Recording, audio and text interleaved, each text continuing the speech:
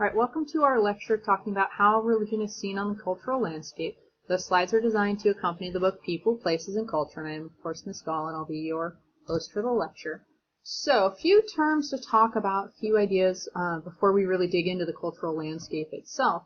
First of all, we need to talk a little bit about ideas like sacred sites and pilgrimages, in part because it'll explain some of what we're going to see when we talk about the cultural landscape. So sacred sites are places or spaces that people infuse with religious meaning. So they could be cemeteries or churches or perhaps the path that a holy figure in the religion followed. It could be rivers or some feature of the landscape. Okay. Really, it depends hugely on the specific religion we're talking about. And then the other thing we need to talk about is this idea of a pilgrimage. And a pilgrimage is when adherents, that's to say people who believe in a specific religion, voluntarily travel to a religious site to pay respect or to participate in some kind of a ritual at the site. Okay. And as we do this, we're going to go and we're going to look at most of the major religions that we've already talked about. We're going to look at some different sacred sites and we'll have some pictures and things like that to go with it as well.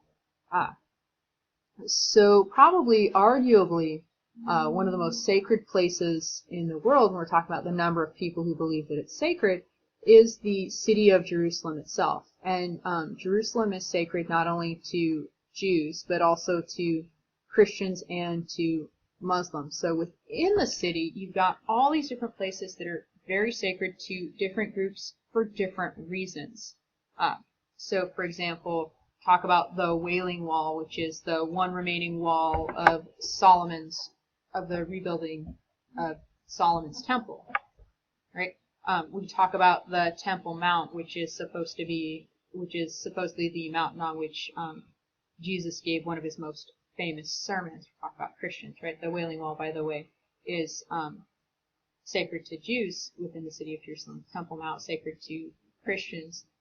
We want to talk about sacred spaces for Muslims in the city. We talk about the Dome of the Rock, which is a very famous mosque. It's actually on the kind of the top of the site where the Wailing Wall is. So it's one of those places where there's a lot of back and forth about it, a lot of conflict in terms of who has access to which portion of that particular site. Right, and in the case of the Dome of the Rock, by the way, it's the place from which Muslims believe that Muhammad descended to heaven on one of his journeys. So if we wanted to look at, for example, in Jerusalem, and there are, again, tons and tons and tons and tons of sites in Jerusalem that you could look at. This particular one happens to be the Church of the Holy Sepulchre, right, which is sacred to Christians, and it's a site from which Christians believe Jesus rose from the dead. Okay. And what we're actually seeing here is a worshiper, look down at kind of the bottom of the picture there, lighting a candle at Jesus' tomb as a way of saying prayer. Okay. We're going to skip around a little bit now, talk a little bit about Hinduism and Buddhism and what we see when we look at the landscapes of Hinduism and Buddhism. Right, so with Hinduism, what we see are a combination of temples and shrines, and they take different forms depending on where exactly we're at in India, which deity we're talking about. We might see holy animals portrayed as part of this, for example, elephants. Also spaces available for ritual bathing. One of the places would be the Ganges River, but with temples there's often a spot specifically for ritual bathing so that you can be clean prior to entering the temple.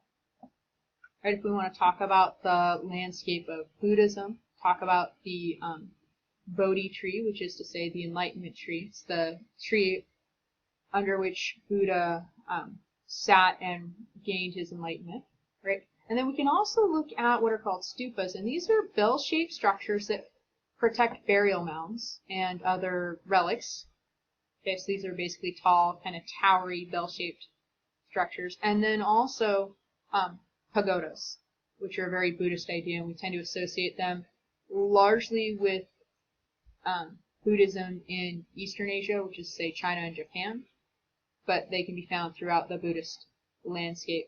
One of the differences between Buddhism and the Abrahamic faiths, that is to say Judaism, Christianity, and Islam is that both Hinduism and Buddhism believe in the idea of cremation. So you don't see, instead of seeing the cemeteries that you would see with those other three faiths, what you see are crematoriums. And then spots for the ashes. Okay, so for example, if we want to look at, this is in Myanmar, and what we're actually looking at, the gold tower back there, that's a stupa. Okay, and then in the foreground, that the cars are kind of driving under, that's a pagoda. Okay, so sorry, I'm skimming the text real quick. The importance in this particular case is that in the stupa there are 8 hairs of Buddha. Remember that I said that they also reserve relics. The hairs would be relics. Right? The pagoda is more of one of those things that it's a building, right? And so, sorry, I'm losing my train of thought here. I'm just going to move on because I'm not drawing what I need out of my brain right now. We're going to move on. We're going to talk about, we're going to jump back, talk about Christianity. Right? If we want to talk about medieval Europe, then what we can look is at cathedrals, regular churches, and then monasteries. Okay? And cathedrals are great big huge buildings. Okay? I think if you're at all familiar, if you've ever seen the Hollywood Disney film, The Hunchback of Notre Dame, right? It's set in Notre Dame Cathedral, which is just a monstrous building. Right? That's what cathedrals are. They're huge buildings. They're supposed to leave you in awe of God. Regular churches, on the other hand, much smaller buildings, closer in size maybe to a house. And these were places where people would go every day in their community. Cathedral churches are much fewer and farther between. And then you also see, we talk about monasteries, and monasteries are places where people go to dedicate their lives to God. And sometimes they have cathedrals, sometimes they don't. There's always some kind of a church on the grounds. Okay? And one of the other things within Christianity in general, and not necessarily just specific to medieval Europe, but more broadly, is that burial is much more commonly practiced than cremation. So one of those things you'll see are burial grounds. Right? And the picture here shows the tower at St. Michael's in Bordeaux, which is in France. Right? And it's one of those ways we can show of marking Bordeaux's history and culture, and specifically the importance of the Catholic Church. And that actually looks more like it's a Gothic tower, perhaps from the Renaissance. We want to talk about Christianity and talk about religious landscapes in the United States. We're actually going to look at a map of this in just a second here. Howard Zielinski used maps as a way of identifying essentially religious regions of the United States based on where we find a predominant group. Okay, so for example, in New England, primarily Catholic. In the South, mostly Baptist. The Upper Midwest, Lutheran. The Southwest, Spanish Catholic, right? And then kind of in the West and the Midlands, there's no one dominant denomination. And if you know a little bit about the history of these regions, some of this makes sense, right? The Upper Midwest, there's a lot of German migrants or immigrants who moved there. So it makes sense that they're Lutheran because Lutheranism is closely associated with Germany, right? With the Southwest, Spanish Catholic, well, that makes sense because Southwest used to be part of Mexico, and there's large Spanish-speaking populations. New England, we get a lot of immigrants coming in from Ireland and from Eastern Europe through there, and so again, it makes sense. When we look at this on a map, right, you can kind of see where we've got different, basically, concentrations or focuses, and again, this stuff kind of makes sense, right? Talk about French Catholic in Louisiana. Louisiana used to be a French colony, right? There's a huge French-speaking population down there. Let's see here. I'm trying to think if there's something to talk about.